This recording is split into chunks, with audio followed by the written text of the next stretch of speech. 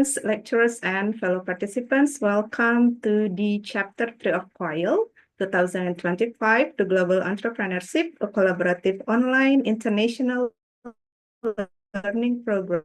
Proudly present by Telkom University Indonesia, University Tun Hussein on Malaysia, UTHM, and Davao del Norte State College, DNSC, at Telkom University International Office, and I'll be your MC for today's insightful session. So today marks another meaningful chapter in our journey to explore the dynamics of entrepreneurship across borders.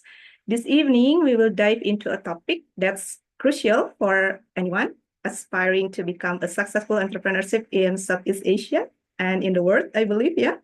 Okay, about registration and ethics of business in Malaysia, Indonesia, and the Philippines.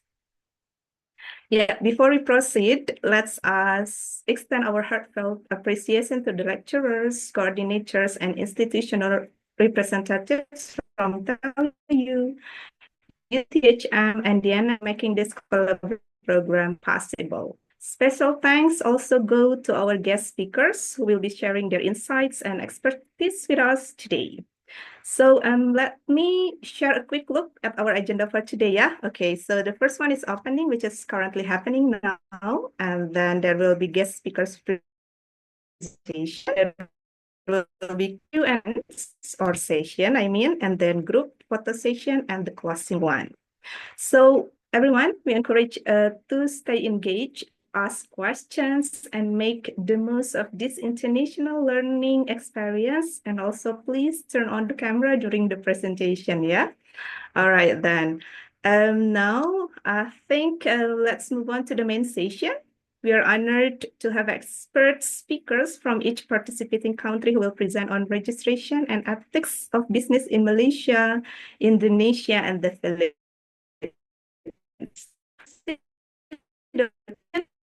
Mr. Bryan Macarayo and Mr. Ben. Selamat malam. Selamat malam.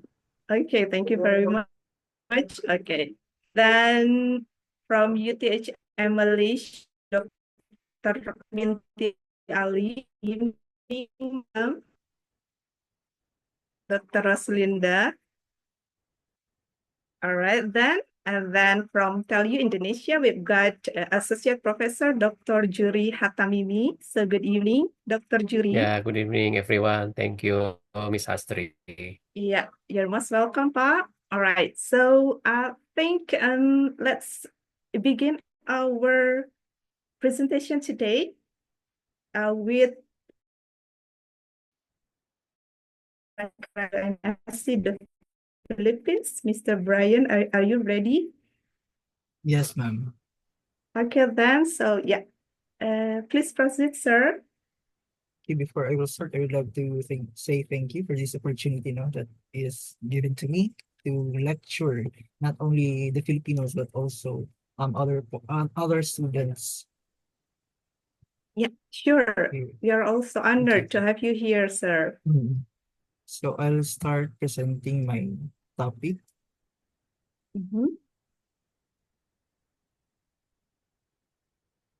Is it visible, students? Yes, it's visible, sir. All is good.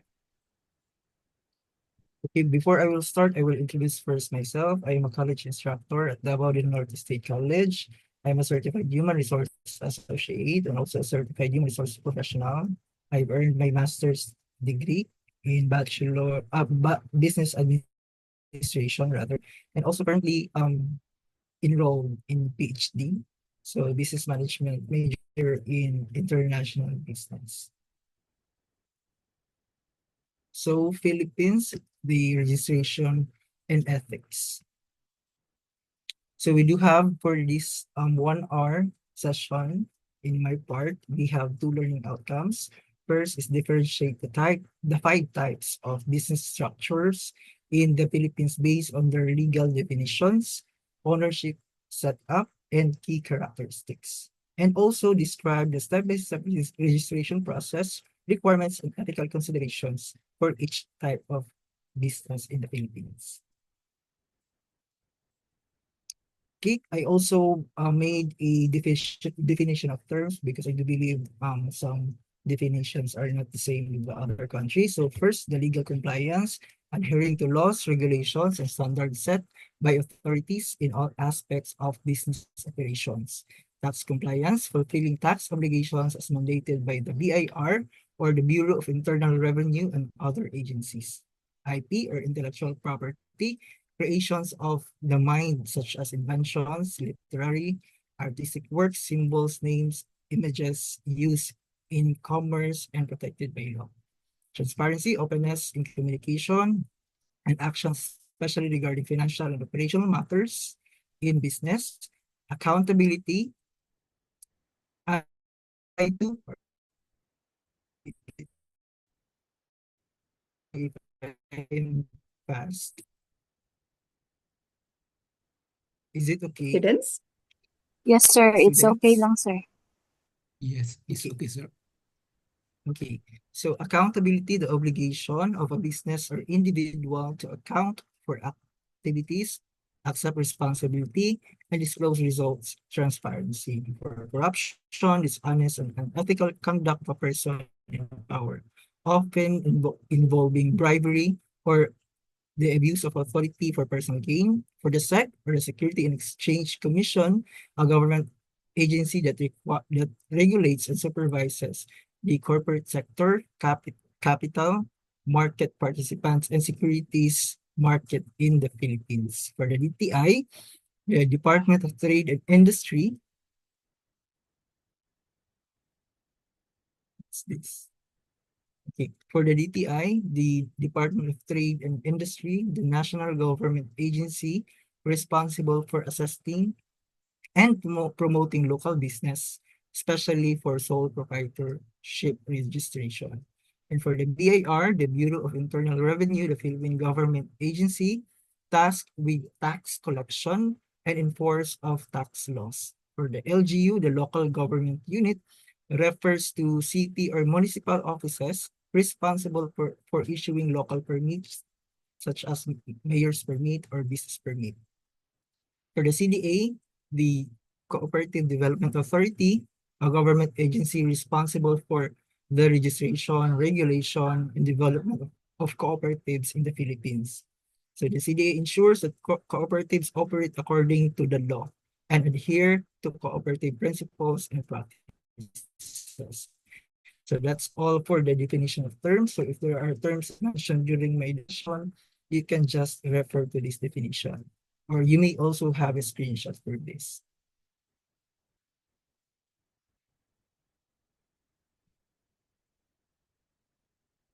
Okay. To further discuss my topic, I would like to include also the importance of business registration in the Philippines.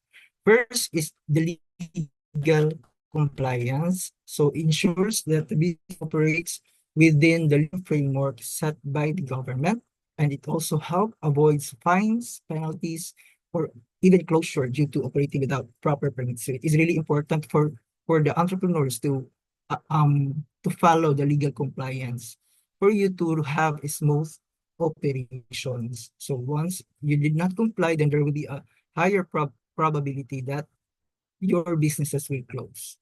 Okay? And also access to funding and financial services. So registered businesses can open a corporate bank account and apply for loans, grants, finances. A registered business is more likely listed by investors and lenders. So if you don't have enough capital and your business was registered, then there will be a bigger chance for you to acquire some loan or lend some money for you to have a additional capital for your business. For the credibility and trust, so official registration boosts the legitimacy of business in the eyes of customers, partners, and suppliers. So it also helps establish a brand's identity, making it easier for a long-term relationships. For tax compliance, registration with the BIR or the Bureau of Internal Revenue ensures that the business is compliant with tax laws. So if you do not pay taxes, then there will also be a chance that if the government caught you,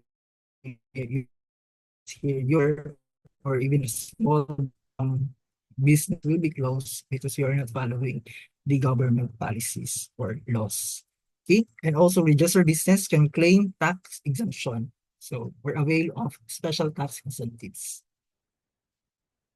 And for the protection of intellectual property, so it provides a legal framework for protecting the business name, trademarks, and other intellectual property. So it also helps to avoid conflicts and disputes over the use of business names or branding. Okay, next is ability to hire employees. So you are allowed, or your business is allowed to legally hire employees and comply with social security and employee welfare. So that is also one of the most important, no, for you to consider registering your business. It's because you can hire someone to help with your business. It also helps ensure compliance with the Philippine Labor Code, including payment of salaries, benefits, and social security, and other benefits that you need to provide to your employees. And also ability to enter contracts. So only legally registered business can sign contracts with suppliers. So customers and other businesses entities. So for you to have those contracts, or for you to have a sort of partnership with other businesses, then you really have to register your own business. Okay, for the business growth and expansion, so registered business are more likely to scale, open branches, and attract international opportunities. So legal registration opens the door to entering regulated sectors or industries. Okay, and for the application of ethics in business registration, so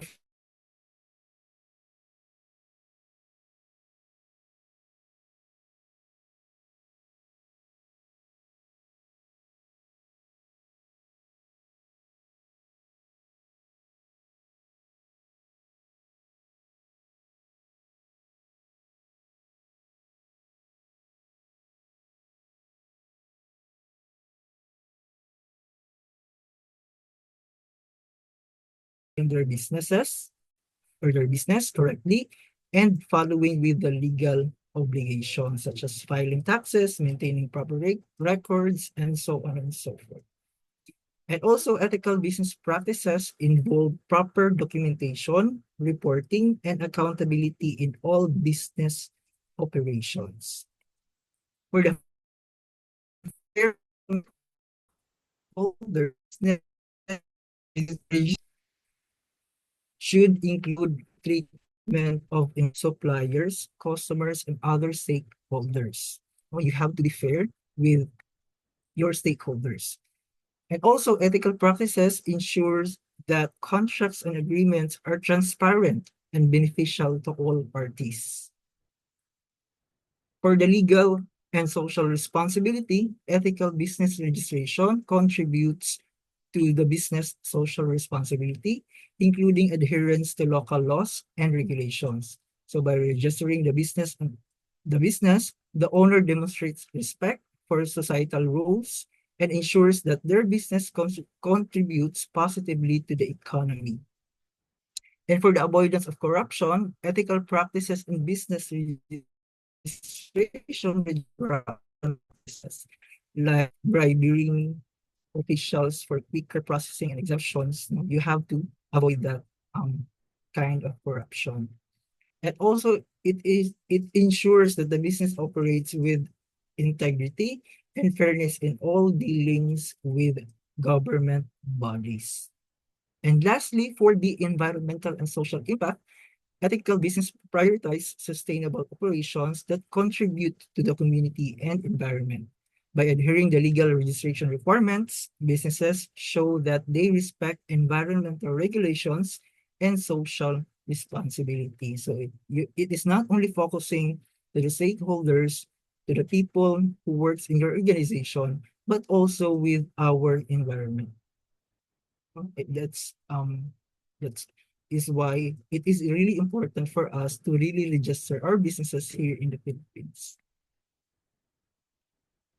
Okay, so now let's move to the types of business in the Philippines by legal structure. So as what I have mentioned a while ago, we do have 5 types of businesses in the Philippines. We have sole proprietorship, partnership, corporation, one-person corporation, which is new for us here in the Philippines, and a cooperative. So for the definition, the sole proprietorship, a business owned and operated by one individual only, is the sole owner of the business. So the key characteristics for this is easy to register. Owner has a full control because you are the one who owns your business. And also the profits will go to you because you are the only owner. However, you do have this unlimited liability. It's because you're the owner. So what happens to the operations, the legality of your operations, you will be the one who will liable for that. You are the sole owner of the business. And for the partnership, for the definition, a business formed by 2 or more who need to liability is partnership. Characteristics is articles of partnership and can be for limited partnership. So you have to be transparent to your partners. Okay, so let's move to the corporation. So the corporation, a legal entity separate from its owner, formed by 5 to 15 incorporators and governed by board of directors. So here in the corporations, you have a limited liability. It's because it was mentioned that the corp is a legal separate entity. So anyone can own that corporation. So even though you started this corporation, however, as the time goes by, if you will be eliminated, then the corporation can still stay and the new owners can operate the corporation. So again, the key characteristics of the corporation is the limited liability, perpetual existence, strict regulation under the corporation code. Okay, and for the one-person corporation, as what I have mentioned, this is new to us. It started last 2019, so or also known as the Revised Corporation Code or RA Republic Act number 11232. So it's new to us. So maybe some current corporations operating not that much, same as the corporation. So the definition is a single stockholder corporation introduced by the Revised Corporation Code of the Philippines. Again, the one-person corporation or the OPC is a separate legal entity. So that's why the owners or the stock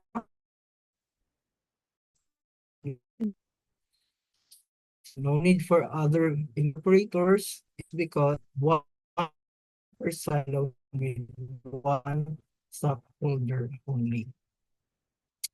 And let's move to the cooperative. So cooperative, an autonomous and duly registered association of persons who voluntarily join together to achieve common social, economic, and cultural needs. So the cooperative is a democratic control, one member, one vote, regulated by the CDA, or again, the Cooperative Development Members Community. Okay, that's the types of the business in the Philippines. And again, I forgot to mention, so this is the format that I have. First is the introduction, next is the lecture, and afterwards is a short quiz. So all of the students must listen for you to answer because I will only give you 10 minutes to answer the questions in the quiz. Okay, so okay, are you okay? Can you send a heart or a thumbs up, students? For me to really know if you are there. I hope that you are not just lying in your bed. You need to Dr. Bryan, is it possible that if I want to ask something? After my presentation. All right, okay. Thank you. Okay. Okay, next is the registration and ethics. again, we define the business type, and also we also I also presented the key characteristics of the first, the sole proprietorship. The registration that is needed first is the D, which is the Department of Trade and Industry. And after that, the barangay, and also the LGU or the city hall, here or the municipality, and then the BIR. So the key requirements for the sole proprietorship is valid ID, DTI certificate, lease contract, barangay clearance, mayor's permit, and BIR form. So the main process is first, you need to get the DTI business name. No, you need to register your DTI, your name, your business name in DTI, which is available online. So once you register there, then you can say, or you can finalize that, okay, this is the name that I will choose. Even though you already crafted your name, then you have to check in the website if you have duplicates names, so that is not allowed. Now you will not be registered in the DTI, and you cannot proceed to other step. You need that you own. No, there is no similarities with other operating businesses already. Okay, so after acquiring the DTI certificate and also finalizing your business name, then you will proceed to the barangay to the barangay for you to have your barangay clearance. There are certain requirements for barangay clearance for you also to acquire barangay clearance, not only DTI, because there are times that the barangay requires you to get some police clearance and purok clearance, so something like that. And after acquiring those requirements, then you need to are currently implementing the BSN TREP 4th year. They have this certificate. They have the DTI, they have the barangay clearance, and they also applied for special mayor's permit. However, hindi we did not apply yet the BIR registration in the practicum. It's because the requirements is too long, and we have a very short limited time for them to operate their business. Okay, for the ethical considerations, use honest and non-deceptive business name. It's because if it is not honest, you just copy, then that will not be registered in DTI. And also you need to pay taxes properly and follow local laws. However, there are also ordinances in that specific region or that specific city that you need to follow. And you have to follow that as a business owner. Okay, so next is the registration and ethics, the business type for partnership. The registration agencies, we do have this set. So in the sole proprietorship, we do have the DTI for the registration of the name. In partnership, we do have this set, the Security and Exchange Commission. And that, after that one, the barangay again, and also the LGU and the BIR. So the key requirements for this is the notarized articles of partnership, then the SEC data sheet, valid IDs, and lease contract. So the main process, again, you need to reserve your name in SEC. And after reservation in Security Commission, you need to draft and notarize the article of partnership. And I register SEC. So once you already do, then now you can register with SEC now. And also number 4, secure a barangay clearance and also the mayor's permit. And for last is the BIR registration. For the ethical considerations, we have this fair profit sharing and agreement. So it should be fair, not equal. So it should be fair, depends on your contributions. Okay, and also full disclosure in partnership terms. So you have to disclose the terms and conditions, the policies to your partners.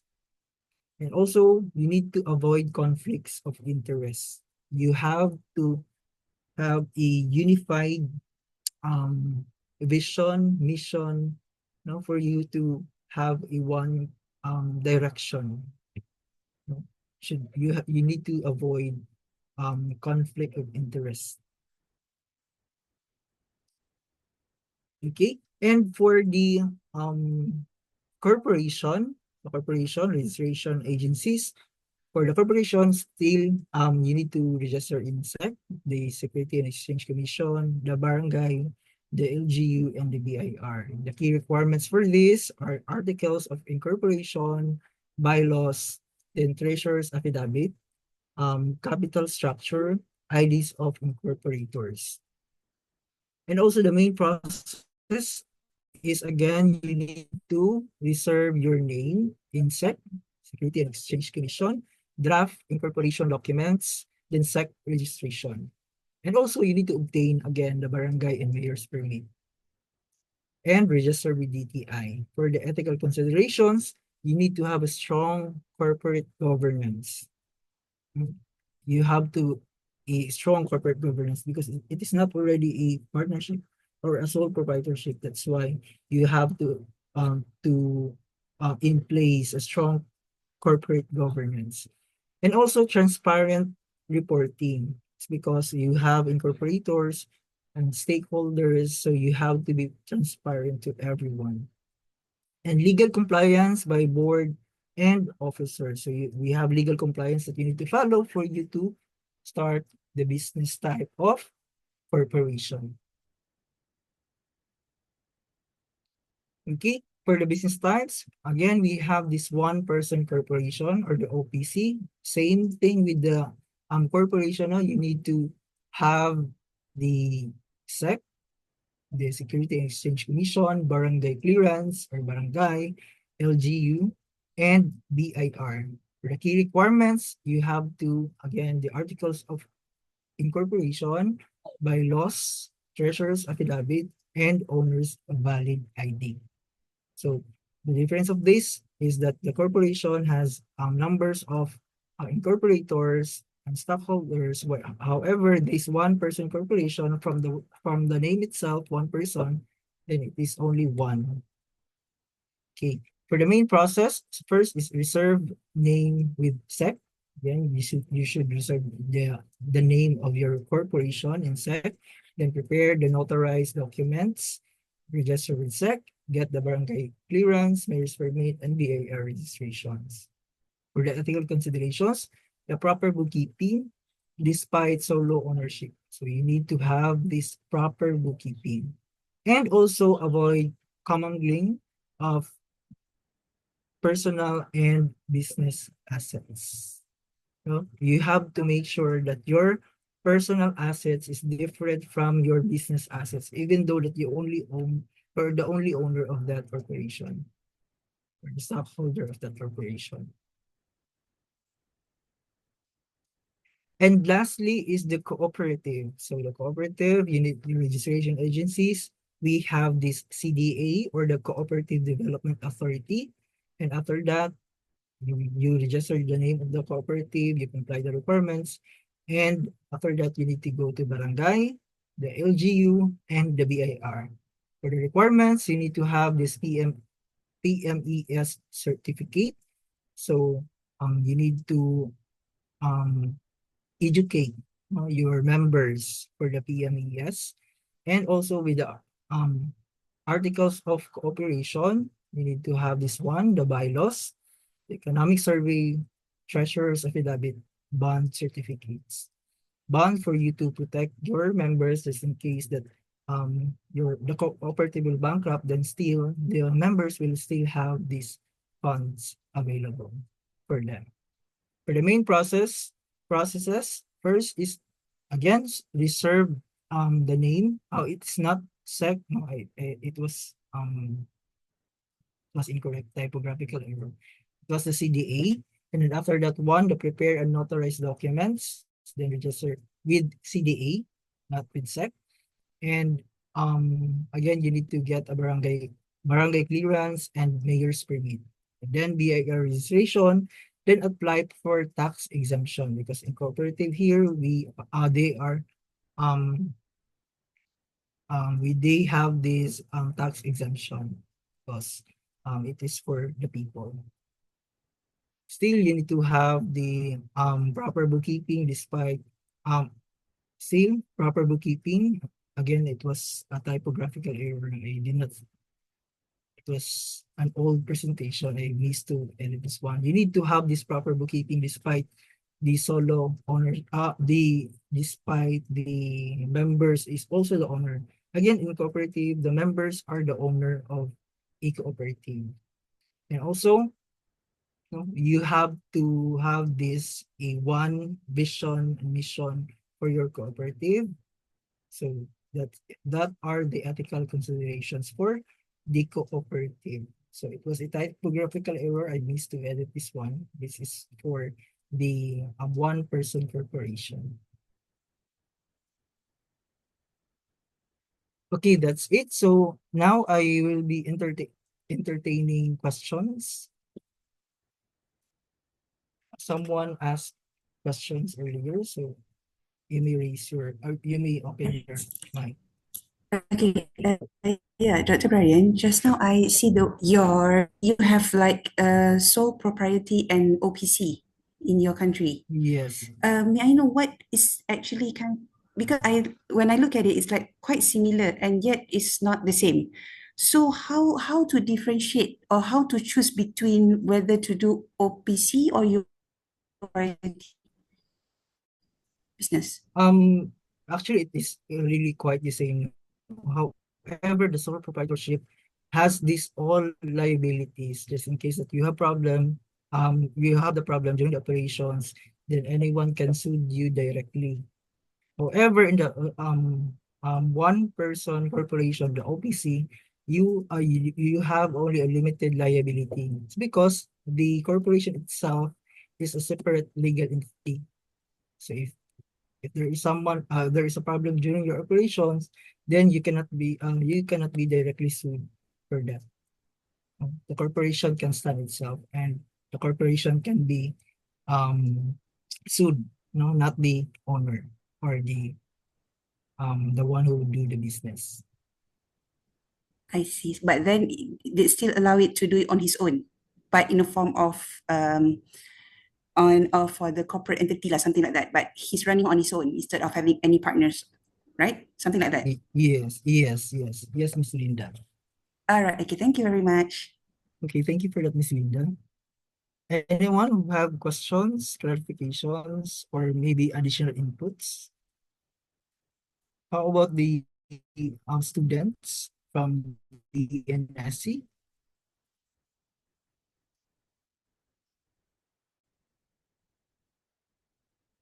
Do you have questions? Yeah, students from TELU, DNSC, or UTHM, you may now ask questions related to the topic. Or probably you may drop what is chat, yeah? Yes, or you can create a message Mm-hmm. in the box if you're hesitant to ask questions online with an open mic. Okay. Hello? So I think there is already none. I hope that I understand my word. So it's very is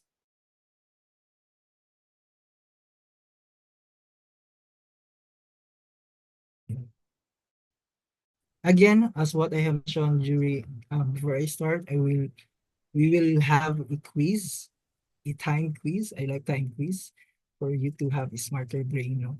So I will only give you is my wait. Can you still see my presentation, students? Is my presentation still visible? It's still visible. Yes, Mr. It's still okay.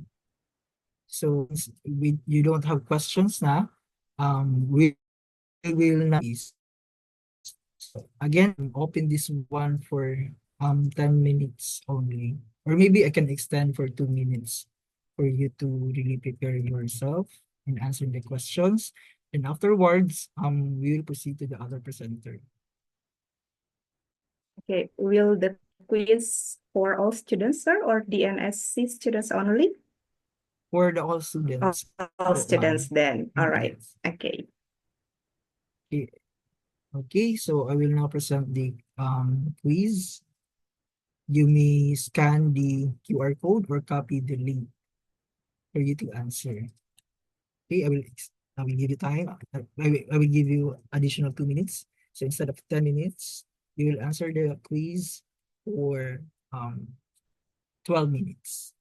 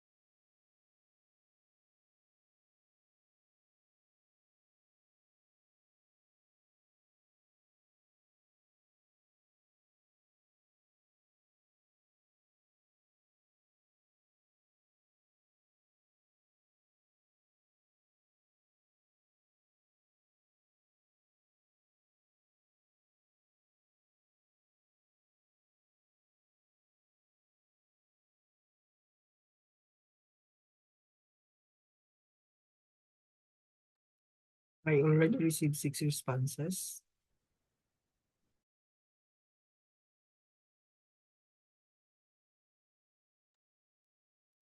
There are more than 90 students here, sir, I believe. So there should be like 90 or 85, 85 or 87 probably, yeah.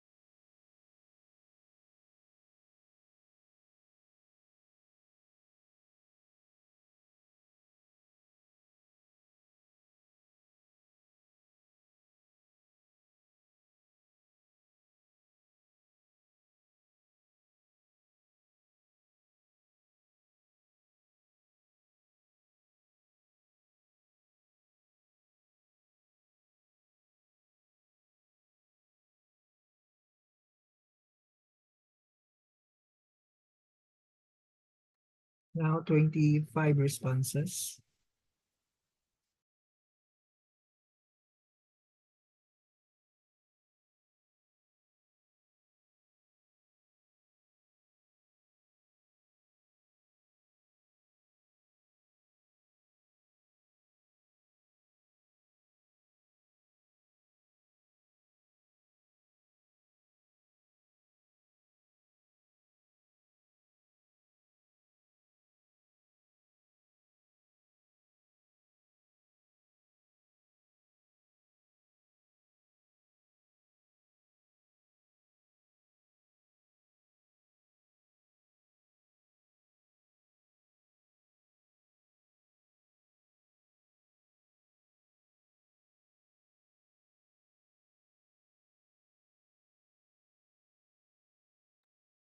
You still have 7 minutes left to answer.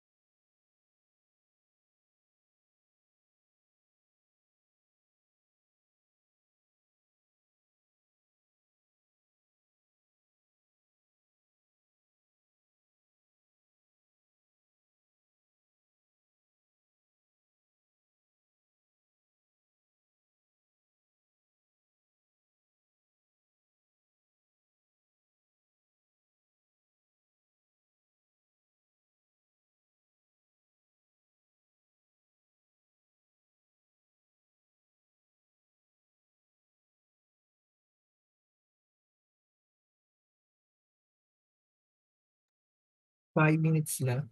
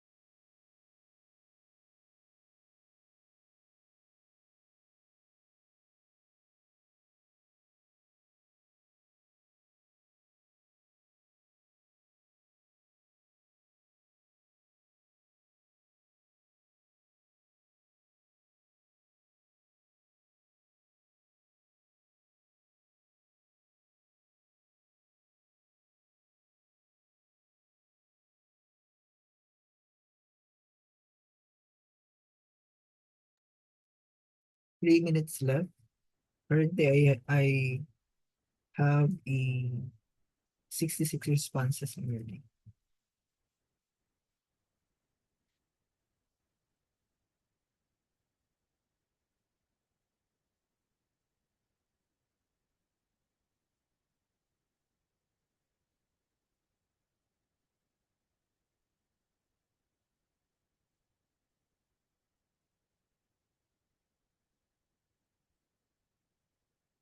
Two minutes left.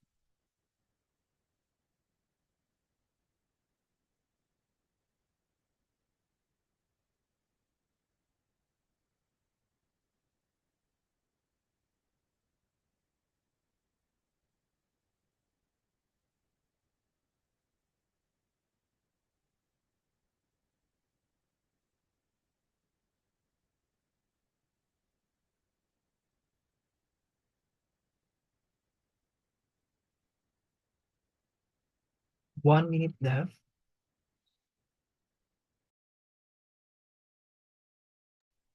Please don't forget to submit your answers for you to be recorded.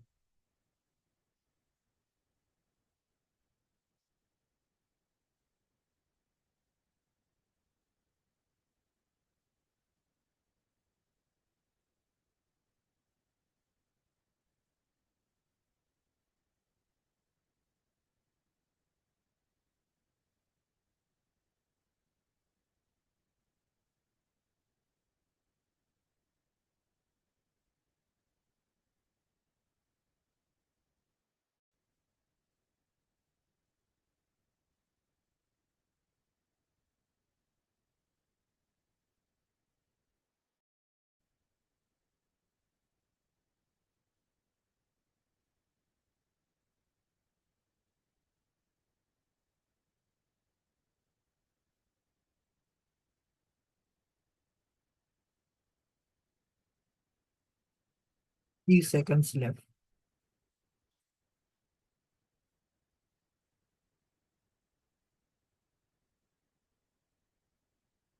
The scores will be sent through your email, so you may check after this quiz.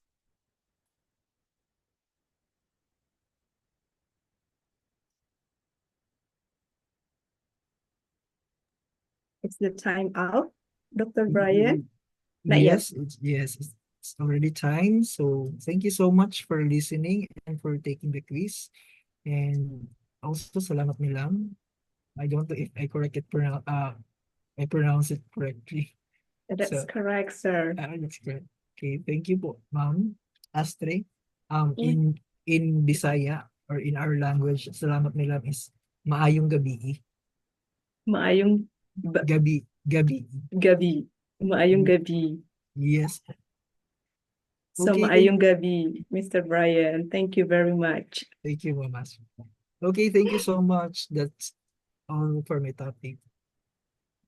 Okay, thank you very much, Dr. Bryan, and good job, everyone, every students here. Okay, the result will be sent to your email address, yeah, Dr. Bryan. Okay, all right then. So hope you get the best score for the quiz, yeah. All right then. So next, probably let's move on to our second speaker. So we've still got like two excellent speakers, and then the second one will be delivered by technologist Dr. Linda bin UTHM Hussein on Malaysia. So hello, good evening, Dr. Linda. Okay, hi, good evening. I'll just make a slight correction. Actually, today I will not giving any lecture for today, but by my colleague from UTHM, which is Puan Rahmah. I see. Puan Rahmah. Yeah. All right, Rahmah, are you there? Yes. Yeah, I'm here. All right, okay then. Okay. First of all, let me share my slide first.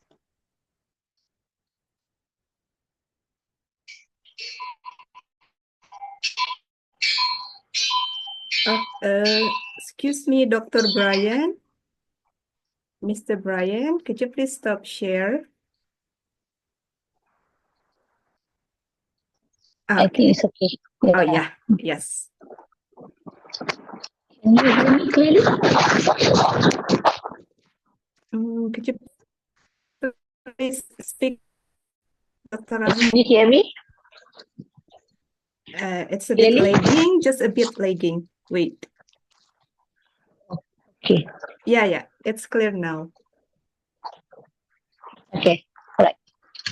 Okay, Assalamualaikum warahmatullahi wabarakatuh. And very good evening to everyone. Okay, so Selamat Hari Raya Aidilfitri all Muslims. Okay, so for tonight I would like to share lah. So I'm Rahmah binti Mahmudin. All right. So I will represent UTHM to present on registration and ethics of business in Malaysia.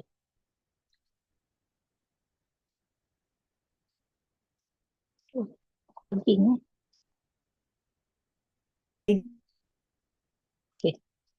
Do you see my slide? Okay. Yes, it's okay. All right. Okay. So it is the responsibility of business operators, which conducts their business activities in Malaysia to register their business in Malaysia lah. Okay, because they want to legalize their company business activities of making their profits.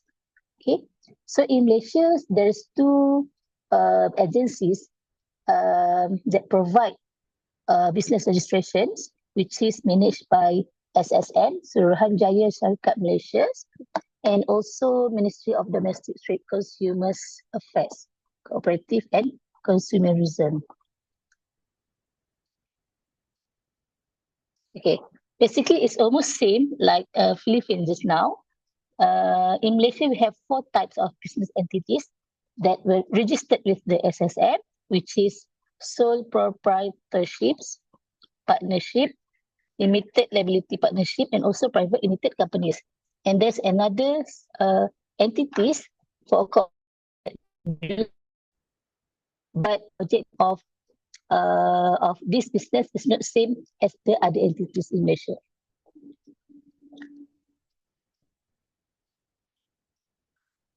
Okay, let me show you the type of business entity in Malaysia.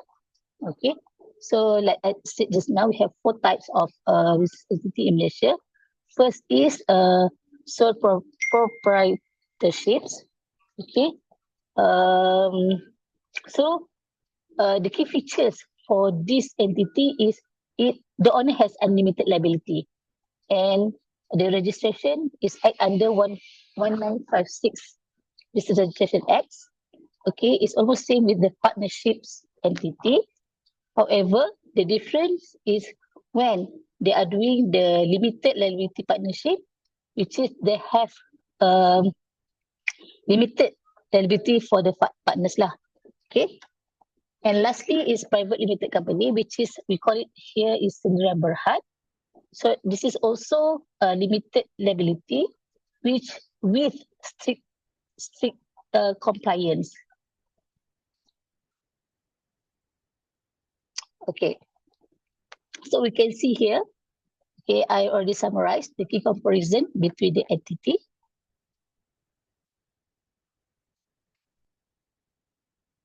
Oops.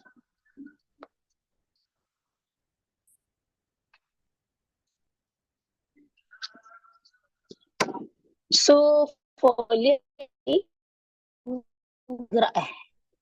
not moving, right? It's still type of business entity in Malaysia. Yes, Miss. It's still in types of business entity now. Okay. Key Okay, alright, comparison. thank you. Yeah. Yeah, key comparison. So basically, we have 4 key comparison lah for business entity in Malaysia, which is liability, formation cost, compliance, and also taxation. Okay. Okay. Right. So what I mean with unlimited liability here is the owners are personally liable for all business debts. Okay, that means if the owners have business losses, so all the personal assets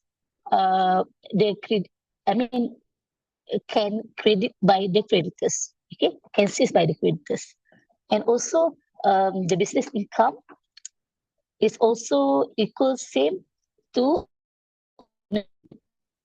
tax, right? And owners under liability, the business is ceases to exist. I mean, if the owners dies or withdraw the asset of the business, so I mean they must close the business lah, the company. Okay.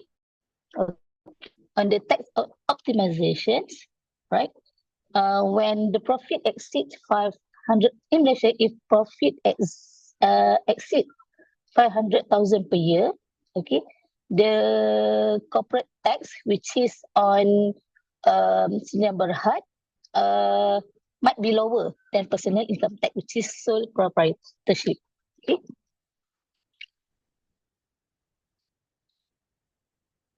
Okay. So which one we need to register? Either when we want to start business, which entity we want to register? Okay, first of all, we have a question to ask. Okay, so I take on debt of legal risk, so you should go for Sdn Bhd. Okay, do I need investor? Yes. If yes, we should go to Sdn Bhd. So if tax optimization important for us, so we also should go for Sdn Bhd. If you just want to simple business, like start up business, mean the profit below than 500,000 per K, so we just go for sole proprietorship or partnerships.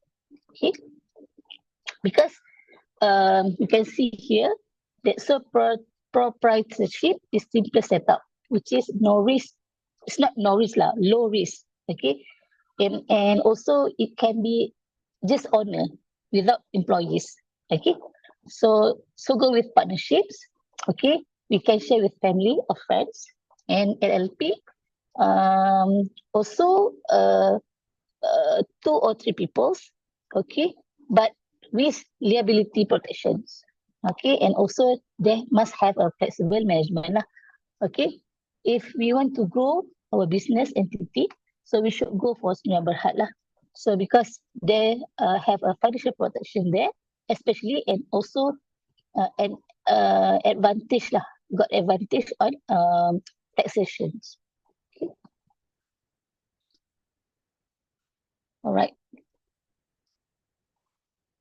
So I think this is also the summary lah. All the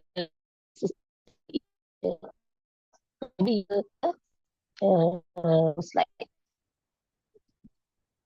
Okay.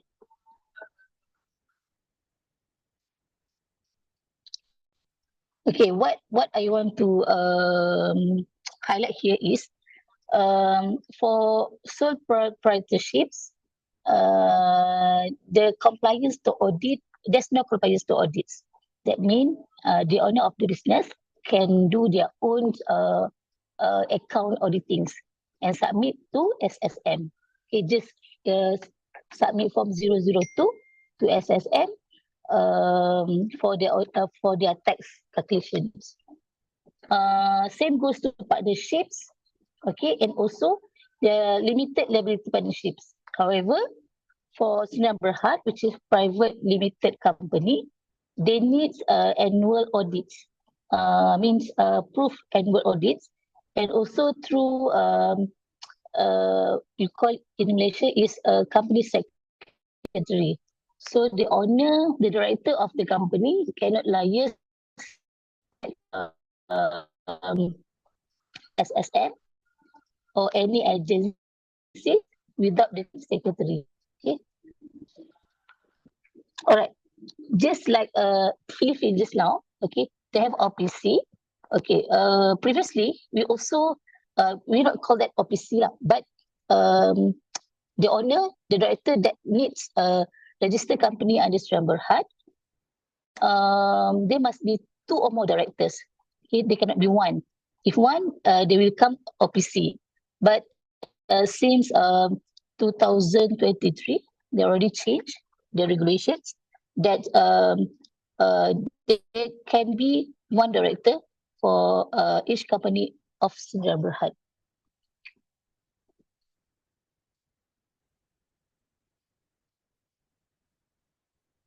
Okay. So you know already what you want to register. So where to register your business? Okay. So there are only 2 places in Malaysia to register your business, which is Companies Commission of Malaysia (SSM) or Cooperative Commission of Malaysia (SKM). But like I said just now earlier, cooperative is different business entity compared to another 4. So the 4 entities of business entities in Malaysia must through SSM for registrations. Okay. So this is like the website for SSM and also Cooperative Malaysia.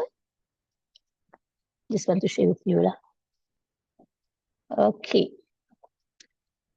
And okay, I want to highlight also how for non-Malaysians company registrations options in Malaysia.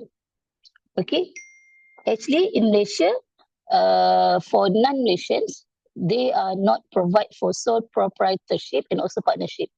They only consider for like also Sdn Berhad with conditions. Okay, but okay, normally okay, that popular alternative in Malaysia, they like to joint venture lah with Malaysia partners, which is the equity is allowed only maximum is 70% in most sectors, right?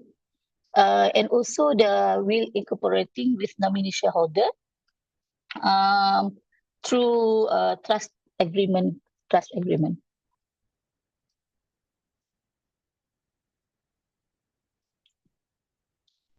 Okay, so do you have any question with the registrations in Malaysia? Anyone?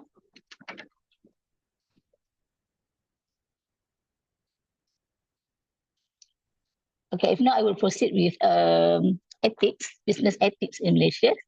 So I believe that ethics always involved with personal belief, values, good practice, which is moral, honesty, and fairness, responsibilities. So the human ethic values always derive from many resources, okay, such as religions, culture, and also law in the society. Okay, so generally, it's been accepted that everyone in this world must be honest, responsible lah, have good ethics lah. So um, this good ethics and also code of professional practice with good conducts can guide the person to run the business um, very well lah, basically. Okay, right. So in Malaysia also we have a entrepreneur social responsibility, which is all the entrepreneurs should come back to social, should give back to social. Okay, so so in long term, this activity will enhance the corporate image, and also to enhance their market, the corporate positioning lah, and competitiveness in the market. Okay, so we also have CSR program, which is corporate social responsibility. So this activity normally towards environmental lah, consumers, employees, and also back to communities. Okay, that's all for today. Anything to ask? Yeah, students, if you have questions, yeah, you may turn on the microphone, or leave a message probably, yeah. Dr. Rahmah, leave your question at the chat. Oh, question on the chat.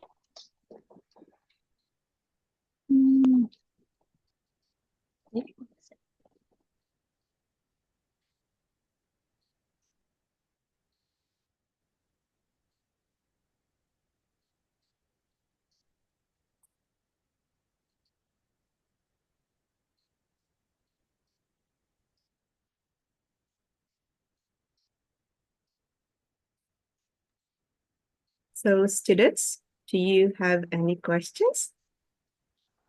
Or maybe something to discuss with Puan Rahmah or Dr. Rahmah?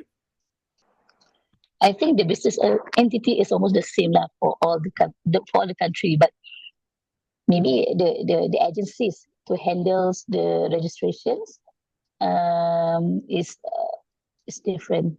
Yeah.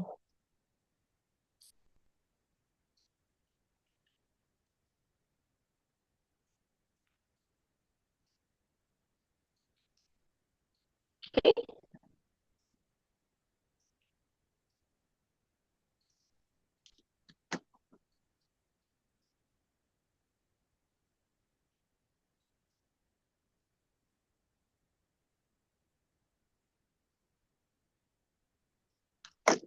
Okay, I don't have good news for you. I don't have quiz for tonight.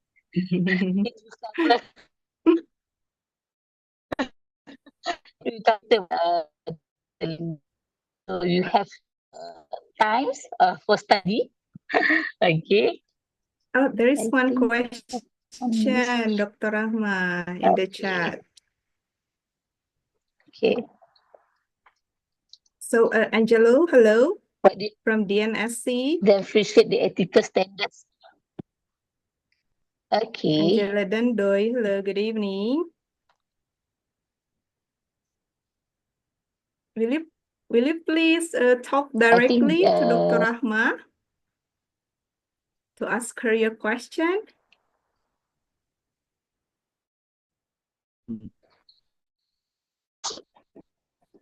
Yes, okay, thank you. You may please directly ask Dr. Rahmah, Angelo. Good evening, ma'am. Yes, good evening. I would like Angelo, to ask right? a question po, ma'am. Yes po, ma'am, Angelo. I would like to ask a question po, ma'am, regarding your topic about the entrepreneurial social responsibility or the ethics of being an entrepreneur. Um, Assuming that both Okay. countries have the same ethical standards regarding being an entrepreneur or being a business owner, what differentiates Malaysia's ethical standards aside from other countries in the ASEAN region po, ma'am? Okay, I think Malaysian and Philippines and also Indonesian, okay, we share some cultures and religious influence lah, because we are ASEAN. But there is some ethical standards that due to legal frameworks. I think the key point here is due to legal frameworks. Okay, for example, okay, so in Malaysia, maybe we are following the Sharia compliance law.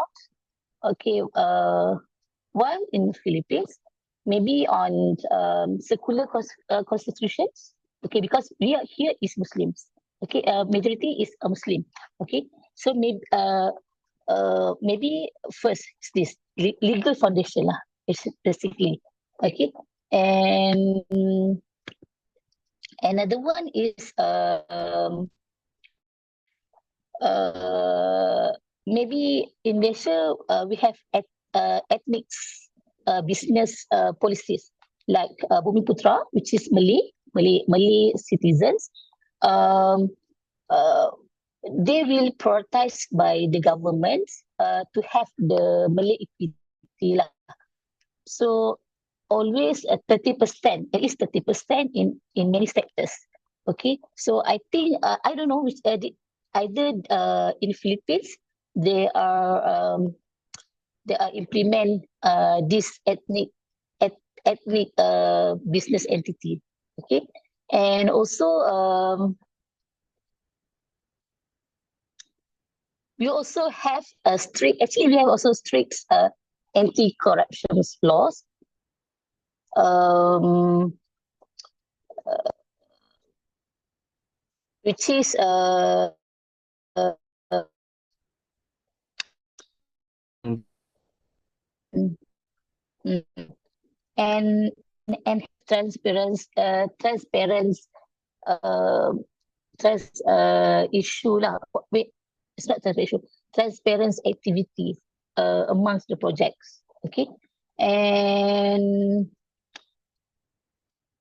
I think that one only. Okay. Most probably, actually, law based on law of that in that country. Actually. Is it clear?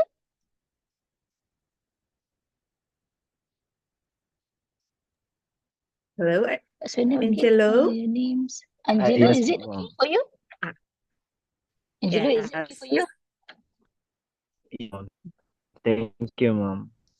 Okay. Yes, miss. Okay. So if I can conclude, so cultural and religious and low standards from Dia, miss.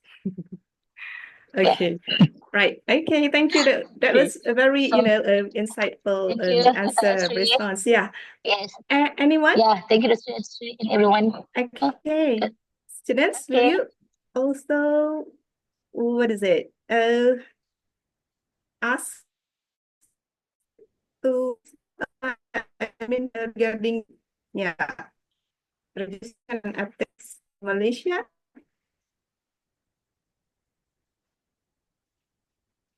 If not, probably we're going to proceed to the third speaker. Okay.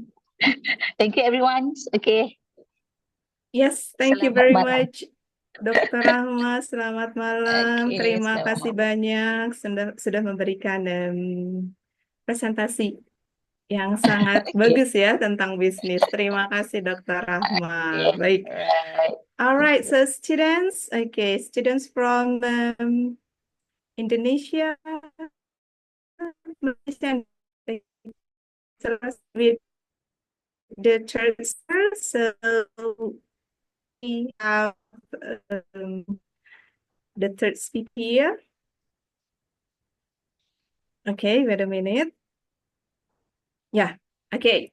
So let's hear from Dr. Jurry Hatammimi from Telkom University Indonesia.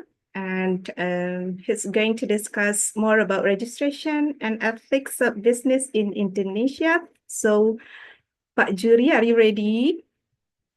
Yeah, I'm ready, Miss Yeah, I'm sorry, Astrid. Thank you very much. my internet connection is unstable. Okay.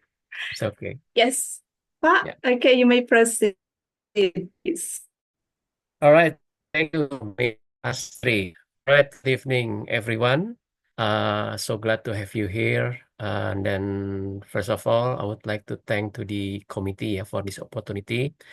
As also, Selamat Hari Raya Idul Fitri for everyone who celebrate Eid Mubarak. So I will also deliver the same topic for you, yeah, of course, but from the context in Indonesia.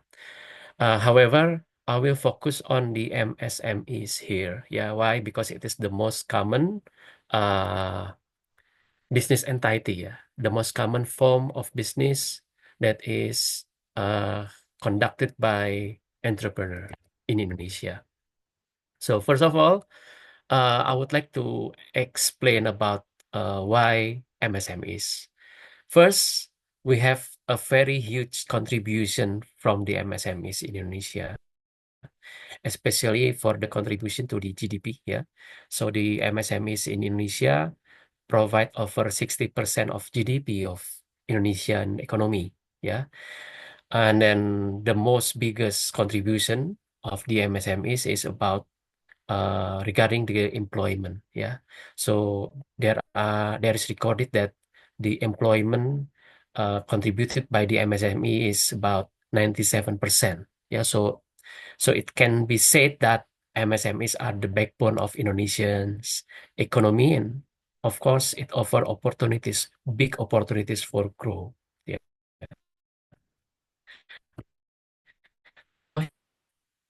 Besides the type of business, the entity of business, we have classification of MSMEs. It is a new regulation, yeah, from the government of Indonesia from year 2021. So we have, of course, as it names, MSMEs consists of micro, small, and medium enterprises. The new regulation has already simplified the classification, the criteria of the MSMEs in Indonesia. It only has two criterias. Yeah, the first is about the capital, and secondly about the yearly sales. Okay, so if you can see from the slide, for the micro enterprises, the capital is only maximum for 1 billion rupiah, yeah, Indonesian rupiah. But for the small enterprises, it began more than 1 billion to 5 billion rupiah for the capital. And then move on to the medium enterprises, the capital should be more than 5 billion rupiah to 10 billion rupiah. For the yearly sales, yeah, of course, it should be bigger than the capital, yeah. So for the micro enterprises, the yearly sales should be maximum 2 billion rupiah, yeah. And for the small enterprises, it is the range of the yearly sales from the 2 billion rupiah to 15 billion rupiah.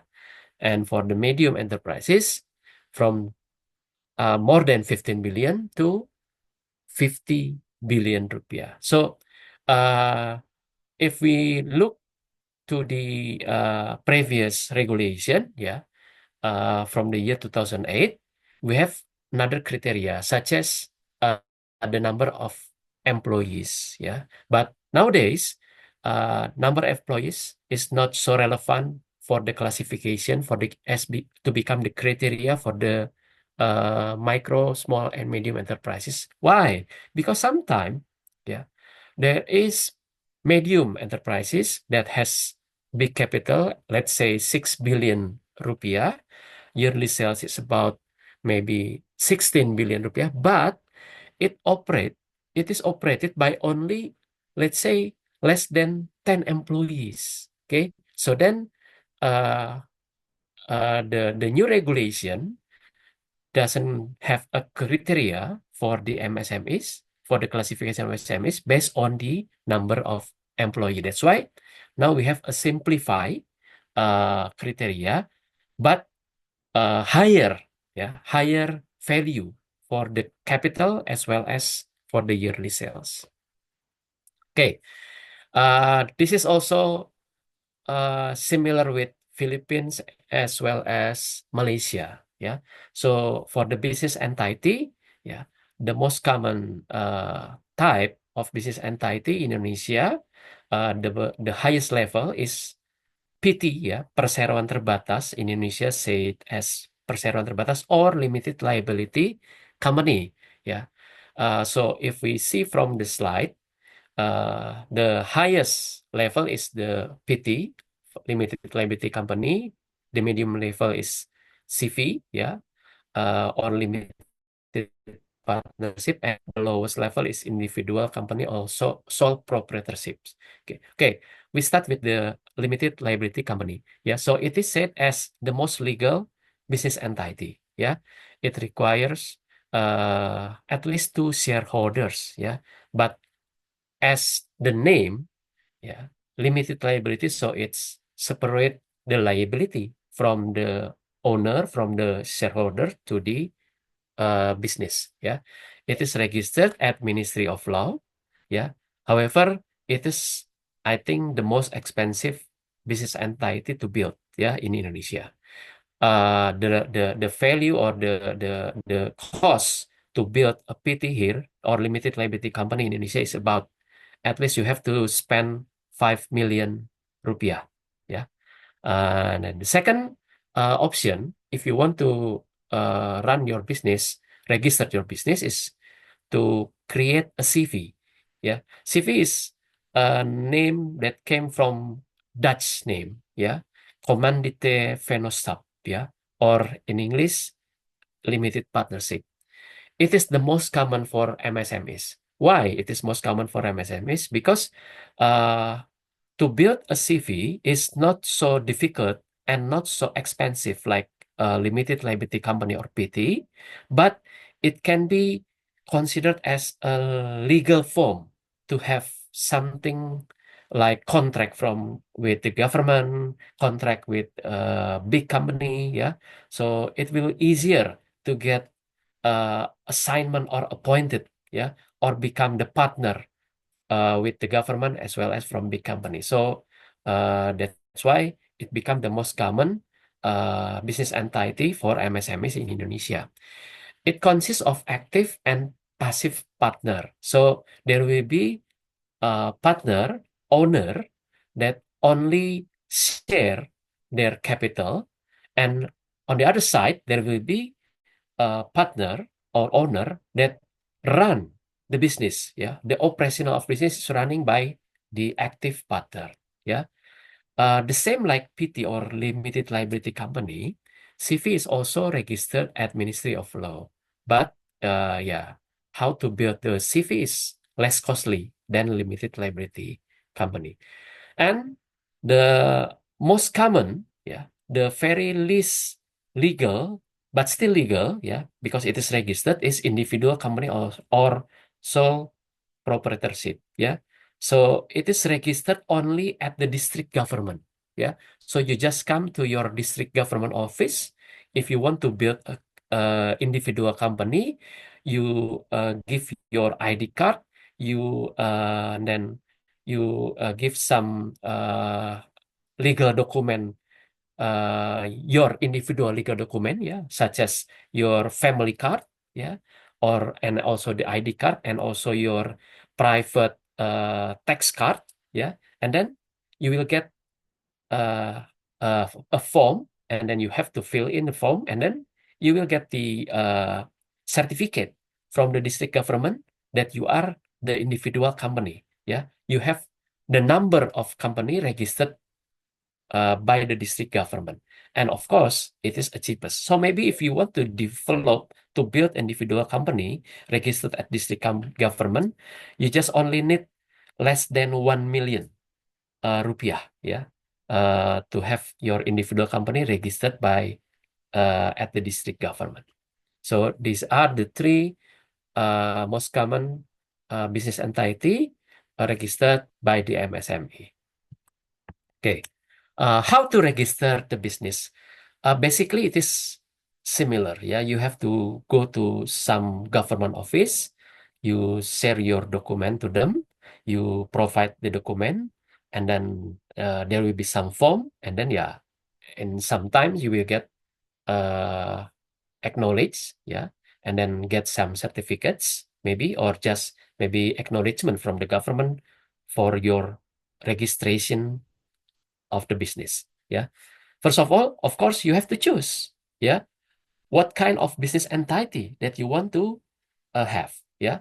Let's say you want to choose PT. If you, let's say, want to have uh, the capital, yeah, or to share the what is it? To have the IPO, yeah. You want to list your company in the uh, what is it? The stakeholder, yeah. You want to have your business to become what is it, open, yeah, for public, yeah. So then you have to choose PT, yeah. But if you just want to be assigned by the government, by local government, by big company in your region, yeah, you just to choose only CV, yeah. But if you just want to run your business, maybe you don't know whether your business will stay longer, will sustain, yeah, or you just want to try first before you seriously conduct your business. Maybe you just set your business as the individual company, yeah. So then the right choice is essential for the compliance, yeah. So there will be term and condition, there will be rights and also compliance that you have to follow, yeah, regarding your selection. After that, you have to prepare some documents, of course, yeah. You prepare your ID card, your tax ID, and then domicile certificate, yeah, for the registration. You have to ensure that all documents are up to date, yeah. So make sure that you live at the area, in the area that you want to register your business, yeah, because it connect with your ID card, yeah. So, and the third one, yeah. So here in Indonesia now we have the OSS system. OSS mean the online single submission system. So it is the system, uh, uh, what we can say as the uh, one-stop service for registering your company, yeah, for integrated licensing. Yeah, so there will be the simplification in registration of your business. Yeah, uh, previously you have to do hierarchical. Yeah, you have to visit the district government. After you got letter from the district government, you have to go to city level government. Yeah, and then government, provincial government, and then national government. Yeah, that's why notary here in Indonesia is very, very beneficial, yeah, very, very important. But nowadays, yeah, sometimes if we know how to do the procedure, yeah, we don't have to go to notary, yeah, you can do it alone just by using this OSS, online single submission system. So it will be easier nowadays, yeah. Maybe it just uh, launched no longer than 10 years, previous 10 years. Okay, how we comply with the legal, yeah, especially for the MSMEs. First of all, we have to understand about several law, yeah, such as the company law, yeah, for the term and condition for creating the PT, the limited liability company. How about the CV? How about the individual company? Yeah. Also, we have to understand the investment law because we know that the major problem for MSMEs here is still about the funding problem. Yeah, so you have to understand the investment law. Let's say if you are the micro enterprises, how you can get fund? Yeah, you get funding from foreign company, for instance. Yeah, so you have to pay attention. You have to understand the investment law. You have to understand about the labor law. Yeah, so the labor law will guide you how the relationship that will be built between you and your employees. Yeah, and of course, last but not least, the tax law. Yeah, so here in Indonesia nowadays, yeah, there is a tax holiday, yeah, or incentive for the MSMEs. So then, if you build, especially micro and small enterprises, there will be no what is it? No tax will apply to you. Yeah, if as long as you can present, you can prove that your uh, yearly sales is not exceeding the minimum level of the yearly sales that is required, yeah, or signed for the uh, micro and small enterprises. Yeah. And then if you comply with labor law, yeah, so you have to pay attention to the minimum wage, because here in Indonesia there is a regulation about the minimum wage in specific region. So for instance, in a region, there will be different minimum wage with the neighbor region. Yeah. So we have to pay attention to this. Yeah. And then about the contracts that you want to agree with your employee. Yeah. How about the social security? Whether you pay the social security for your employee or your employee will pay by themselves. Yeah. So uh, everything is already set in the labor law. Yeah. How you protect your employees, right? It is given, it is provided in the labor law. How about the tax now? Yeah, you have to fulfill tax obligation, of course. Yeah, including corporate income tax and also value added tax. Yeah, we in Indonesia now is already rising the percentage of value added tax. Yeah, and it influence all the aspect of life. Yeah, because VAT yeah, will if the big company, if the supplier put the VAT, then yeah, the reseller will also put the VAT to uh, what is it to cover, yeah, the cost that already paid by them for uh s- for paying the VAT. So we have to make a proper tax management, yeah, because proper tax management is crucial. So then yeah, you have uh, uh, to follow, yeah, the regulation about the tax. But yeah, as the micro and also small enterprises, uh, currently there is a tax holiday, there is incentive, so you don't have to pay the tax, yeah, if you don't get a good sales, yearly sales, yeah, as long as you prove your financial statement. Okay, now we move to the ethical consideration, yeah. There are three aspects that we have to uh, pay attention to. Yeah, the first is about the principles. Yeah, we adhere to honesty, integrity, fairness, transparency, and also accountability. Yeah, so ethical behavior will build trust. So if you follow these five things, yeah, so then uh, your business will run well. Yeah, it also said by our uh, uh, previous generation. Okay. Yeah.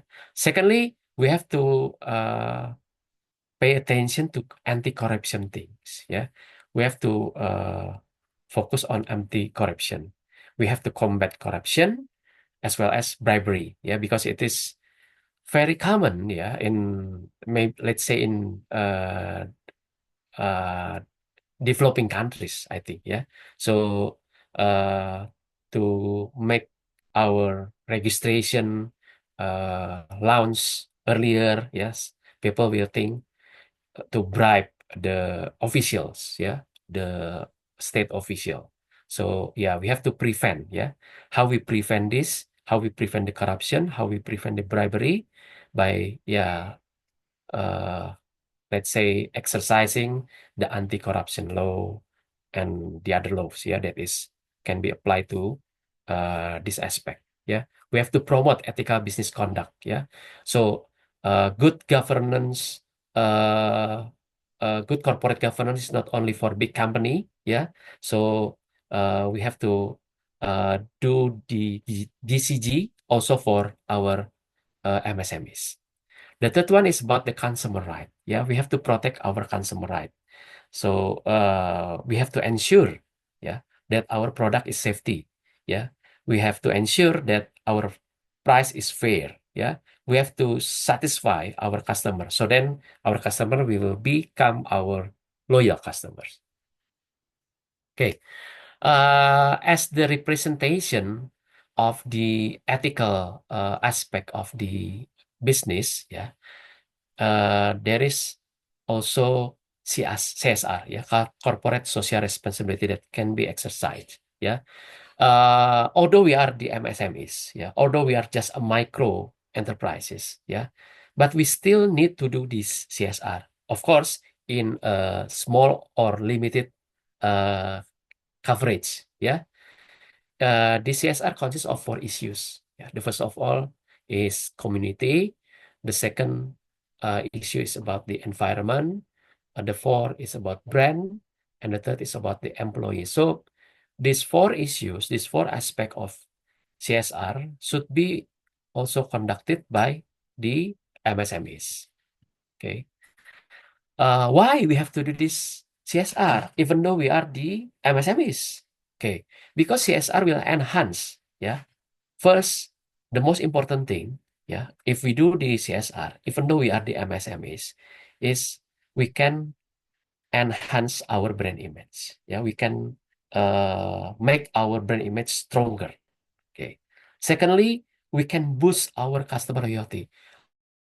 Our customer see that our company, even though we are a small company, even though we are micro company, uh, we are very respected. Yeah, we are very respected because we do some uh, social responsibility or environment responsibility.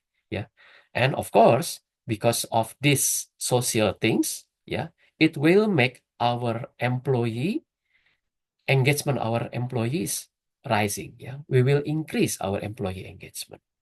That's why integrating CSR with our business objective will amplify the positive impacts to our company. Yeah, we have to consider, yeah, community development and also the environmental conservation. Yeah, so yeah, we have a lot of issue that we can follow. Yeah, let's say 3R. Yeah, reuse, recycle, and reduce. For instance, yeah, we can follow that even though we are MSMEs. We can also, for instance, uh, follow the what is it? The boycotting the Israel, for instance. Yeah, so we can get the higher brand image, yeah, from let's say the Muslim customer. Yeah, because of we do this kind of uh, campaign. Yeah. Okay. So the other aspect, the other issue that have to be followed, have to be aligned by MSMEs is about digitalization and e-commerce. So in e-commerce, for instance, MSMEs should leverage online marketplaces. Yeah, should be aware, should literate it very well regarding online marketplaces and also social media marketing.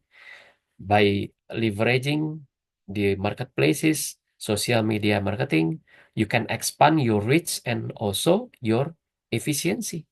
Yeah, because you don't have to have the uh, on-site or offline shop, for instance.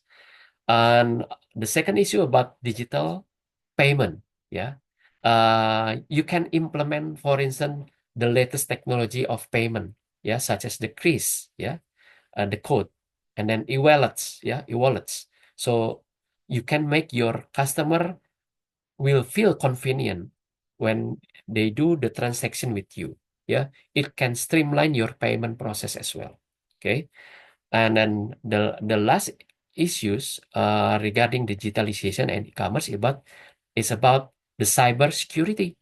Yeah, so you have to ensure your data, yeah, is protected and then become private, yeah, and then also secure, especially if you do online transaction.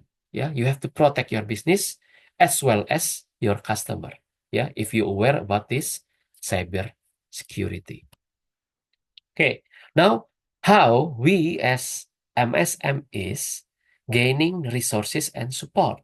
Okay, so we have to make a coordination, yeah, make a contact, make a connection with three entities. Yeah, the first one is government. Yeah, we have to utilize in Indonesia. We have to utilize resources from Ministry of MSMEs. Yeah, so because we have specific ministry in Indonesia that focus on how to develop, how to empower the MSMEs. So then, as MSMEs, we have to utilize, we have to uh, make a benefit, yeah, make full of the benefit from all the facilities given by the Ministry of MSMEs. Yeah, because this ministry will offer valuable support for you. Yeah. Secondly, you have to join association as the MSMEs. Yeah, you have to join such as Young Business People Association. Yeah, if especially if you are a college student or maybe just fresh graduate who run the business, or maybe you can join the Chamber of Commerce. Yeah, and see, you want to ask or you want to find your mentor, it is also the perfect media, yeah, for selecting or for choosing your mentor. Yeah, so association will provide collective strength. So if you say, if you let's say you have a common problem that is also experienced by your association, yeah, you can use your association to press the government, to ask the government for the audience, yeah, audiences, for instance. Thirdly, the programs, yeah. So you have to aware about the program. Yeah, you have to participate in incubators, in accelerators, and also business clinics. Yeah, so you have to enhance your skills, your knowledge, your ability, your competence by joining some program that is given by these facilities. Okay. Lastly, yeah, of course, we have to admit that there are challenges. Yeah, experience. I think not only by the MSMEs in Indonesia, but also MSMEs in Philippines and also in Malaysia, yeah, such as the difficulties to access the finance or the funding, yeah. Secondly, the difficulties to access the markets, yeah. Difficult to find the market, difficult to export your products, yeah, and also how to comply with the regulator, yeah, with regulation, yeah. So these are the three challenges that is faced by the MSMEs. I think not only Indonesia but also in Southeast Asia and also in other countries, yeah, especially developing countries. Hence, yeah, it is needed to overcome these challenges because overcoming these challenges is a vital activities that we have to do, yeah, in a very short time. Right? I think that's all from me regarding the business regulation office in Indonesia. So we can open the discussion session now. Thank you very much. Yeah, well, thank you very much, Dr. Jurry. So now it's time for you, guys, students, to ask Pak Jurry a questions or some questions or probably a discussion.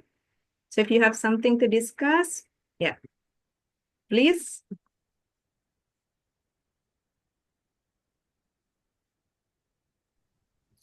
Okay, Pak. Okay, I kind of interested in your explanation on the tax in Indonesia. Okay, it Yeah. seems that you are imposing more on the VAT and you are giving some exemptions so that these small companies, they don't have to pay for taxes, right? Yeah. Okay, for that one, they have like a time period, maybe like 5 year, the first 5 years of the company just started, or it's just like as long as you are still not achieve that minimum Yeah. requirement. So how is it? Yeah. Yeah. As long as you can prove that your company is still bleeding, yeah, such as even for just giving the owner the what is it, the standard for living, yeah, let's say, so it will be free, yeah, to not to pay the tax, yeah. So you just prove your financial statement to the tax agency. Okay, but that is kind of interesting. I think it's the same thing. It's something quite similar to Malaysia as well. But Ah, before this, we have like maybe the first 5 years. yeah, Okay. And then they've made some changes and said that as long as you can show that the company is still not making any money, you are still able to do it. And then they keep on like changing from one rules to another because it somehow it's helping the entrepreneurs, but somehow or other on the bad side, what happened is that this company, they tend to make sure that they bleed so that they need yeah, to pay for yeah, the yeah, yeah, tax. So yeah, which brings to another question, because we are trying to impose business ethics, okay, not only in yeah, the form of the ethics of the company but the ethics of the human itself. So actually, how can we, because I think this problem is happening everywhere, right? yeah. So what your opinion on this? Yeah, to be honest, yeah, it is for me, yeah, it is quite easy, yeah, to recognize because since the government now can access everything that is possessed by their citizen, yeah, so they can access our bank statement, they can access our what is it, trade transaction, yeah. So then, yeah, it is a time for the government to use the instrument that they have, yeah. So then after that, yeah, maybe they will recognize which one is still bleeding actually, which one is just pretending bleeding, yeah. So then, yeah, I think, yeah, that's the instrument that the government have. Yeah. So I think, yeah, now it's time for the government to use that. Yeah. Not for the other things, but for, yeah, taking the tax, yeah, from the company that is already success, I think. Yeah, I think it's correct because in a way we are trying to help them, but at the same time, I think uh as a citizen, we should help our country too. I mean, we should do our part, everybody, right? But okay lah, it's kind of interesting.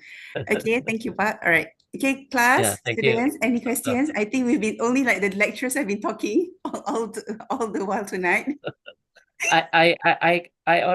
Previously I see the person, yeah, I think from the DNSC who raised the hand. Good evening, sir. From Billy, yeah, Yes. I just want to ask po, in yeah. the registration process, what are the challenges that the entrepreneurs in Indonesia, specifically in the MSME sector, commonly face? Okay, the challenge, yeah, that faced by the MSMEs Indonesia. Yes, sir. Is it? Yeah, okay. So the first, the most biggest problem, yeah, the biggest problem that experienced by MSME is about funding, yeah. So nowadays there are a lot of opportunities, yeah, to scale up your business, but at the same time, MSMEs experience that they don't have enough money to scale up, or just to provide the potential, the opportunities that happen in the market, that available in the market. And then, yeah, we have one instrument nowadays. Yeah. It is called as the online lending. Yeah, we call it as pinjol in Indonesia. But yeah, the impact of lending to this online lender is not good. Yeah, it is destructive. So then, yeah, I believe there is something that we can do. Yeah, especially uh, we can depend only to the government. Yeah, there is one instrument, there is one medium that we can do as the citizen to help the MSMEs by using the instrument of equity crowdfunding. Yeah. So the crowdfunding is like peer-to-peer. Yeah. So we as the individual can give money. Yeah. So like donation, but now not the purpose is not for donation, but for helping the MSMEs to scale up, to get fund, and then to grow. Yeah. So yeah, the most or the biggest problem experienced by MSMEs in Indonesia is funding.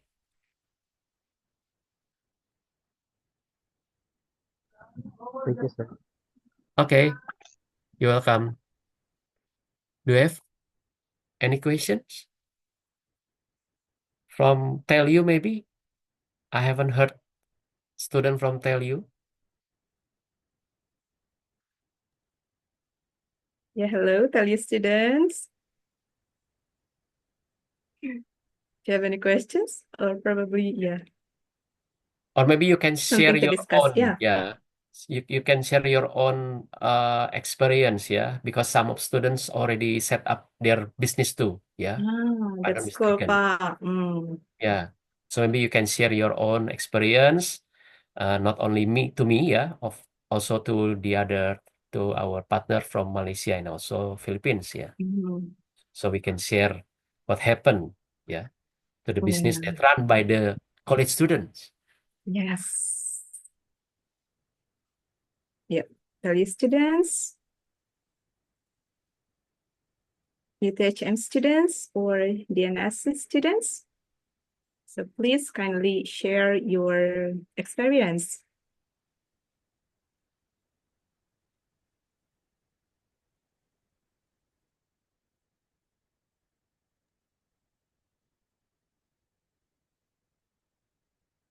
Okay, while waiting, yeah, I think we have how many minutes we have left? 2 minutes, yeah, I think, to Yeah. 9 p.m. in To Indonesian 9 time. p.m. Yeah. Yeah, okay, yeah. So I would like to also comment to Angelo's question, yeah. Yeah, To Pak, sure. yeah. From my perspective, maybe the difference between Malaysia, Philippines, and also Indonesia is based on the law, yeah, law that is practiced, yeah, in the specific country. Even though we are in the same region in Southeast Asia, yeah, but we have to admit that our reference, yeah, not the same, yeah. For instance, Indonesia, most Indonesian law still use Netherlands law, yeah. Then I think in Malaysia, even though Dr. Rahma already said that Sharia law, yeah, but I believe some law that is practiced in Malaysia still follow British law, yeah. And how about Philippines? I think the law in Philippines still follow an American law, yeah, if I'm not mistaken, yeah. So that's my opinion regarding the question about the difference between Indonesia, Malaysia, and Philippines. Yeah, yeah, Angelo, you have comment? Brother Angelo, do you have a comment about Mr. Jerry's explanation regarding your question? Good evening, mom and sirs. Regarding, it's not a question, but I would like to share an experience regarding the business and how we applied the different ethics in being an entrepreneur. So during our time as a second year student here enrolled in Davao del Norte State College in the Philippines, we've there is this subject that required us to set up a business for at least a week. Um, According to our event that time, it was on February, I think it was on February 8th up to 14. And during that time, we were tasked with coming up of our product, finding the materials needed for the product, the equipments, and other parts of the manufacturing of our products, and even the capital of our product. So it's not really a big experience that I can share as a student, but it's just a slight bit of experience, a practical experience for us. We've encountered how difficult it is to stand your ground in the battleground of different businesses that is open that time, because in that time there were at least like 20 businesses that we were competing with. Mm. And we were just students aside from those businesses who have stalls outside of the school. So it was really um, it was really a a wrecking experience for us, but still we came out conquering that experience and gained not just an income but also an advantage to students who are an advantage to students who are pursuing entrepreneurship lower years from us. So that is all. Thank you. Okay. Yeah. Glad to hear that you have experiences, yeah, as the second for trying to build a business. Yeah. So good luck for you, yeah, and then your friends in Philippines there. Yeah, I do agree, sir. Second year student having business is not easy, sir. So you're Yeah, of cool, course. Angelo. Okay. Yeah, we have one question in the chat Chatbox Pak, box, yeah, yeah, from Rafli from Bintang. Raffi Bintang from Tell You. So could I ask you about your opinion regarding the situation regarding Gojek merging with Grab, sir? Are you sure? To be honest, I just knew this information from you, roughly. Yeah. If yes, yeah, of course there will be a gigantic uh, provider, online transportation provider, if Gojek merge with Grab in Indonesia. Yeah. But for me, yeah, the good side is there will be, I don't know, yeah, there will be highest standard for giving the service to the customer. Yeah, because they just become the uh, yeah, most dominant player, yeah, in the market. However, there is still opportunity for the competitor like Maxim, like InDriver, yeah, because the new competitor, they provide different service to the customer. Let's say they can what is it over the price the car before entering the car or getting the service. So then, yeah, my opinion is there will be a good side, yeah, there will be a bad.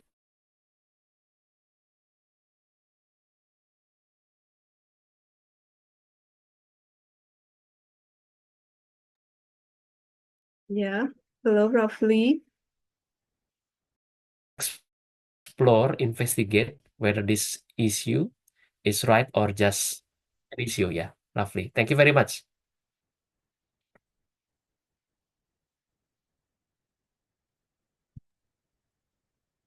Oh, yeah, thank you. Okay, Yeah. roughly. Are you satisfied with my opinion? He said thank Okay. you. Thank you so much, Yeah, you. Dr. Jurry. Yeah. Yes, very satisfied, sir. Okay, he said. So any more questions or yeah, probably something to discuss, everyone? If not, probably we're going to wrap up the discussion about the presentation, but before we end our meeting, so we're going to have a photo group session. Or do you have any more questions, students?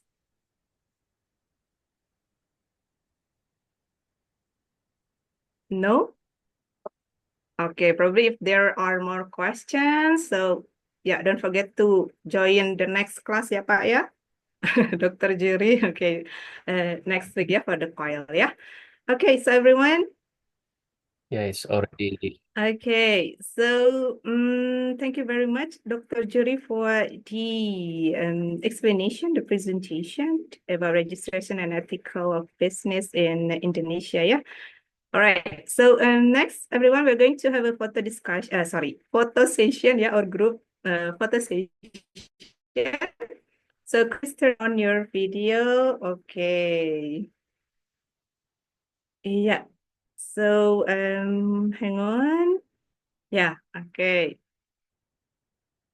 So please turn the camera on because we're going to have a photo session for today's class in Coil, yeah?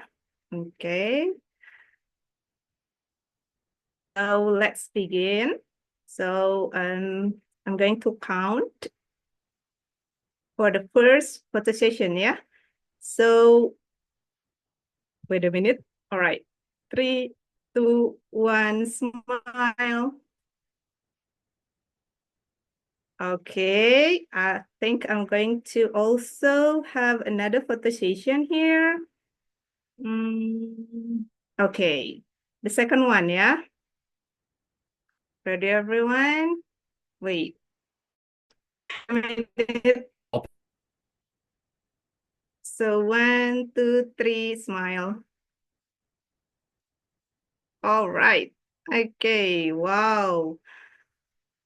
Yeah, what a insightful discussion and presentation from 3 excellent speakers and also students who are sharing about their experience related to business and also questions.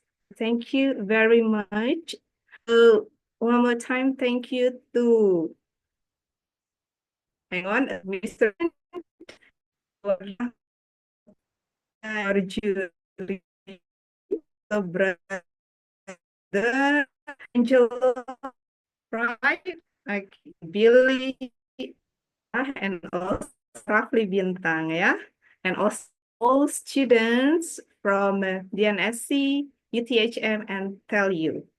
So thank you very much, everyone. But before I wrap up this, so I'm going to share the feedback link, yeah? So feedback link, kindly please fill out the feedback link. Because filling out this feedback is one of the requirements for you to get the e-certificate, yeah? Okay, here is the link.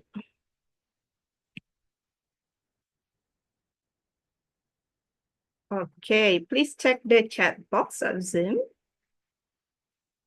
And then click the link. And please fill out and complete, yeah? Okay, so yeah. Okay, I'm going to give you some time to click the feedback link. Yeah, all right. So one more time, thank you very much, Mr. Bryan, Puan Rahmah, Dr. Rahmah, Pak Jurry, Dr. Linda, and all participants, all students from DNSC, Telkom University, and also UTHM for the questions, and all participants who are coming today for this COIL 2025, yeah? All right, so yeah, I think we wrap up chapter 3 or the third class of COIL 2025, the Global Entrepreneurship. We hope you've gained new insights, and I believe so, into the importance of understanding business registration and ethics from a global perspective. Yeah, so let us continue building bridges through education, collaboration, and entrepreneurial spirit. Thank you all for your participation, and we'll see you in the next chapter of COIL 2025. Until then, stay inspired, stay connected, and keep dreaming big. Thank you, everyone. Have a great day. Thank you, Ms. Astrid. Yes, you're very welcome. Thank you, Puan Rahmah, Tika. Miss. Yeah. Thank you, everyone. Terima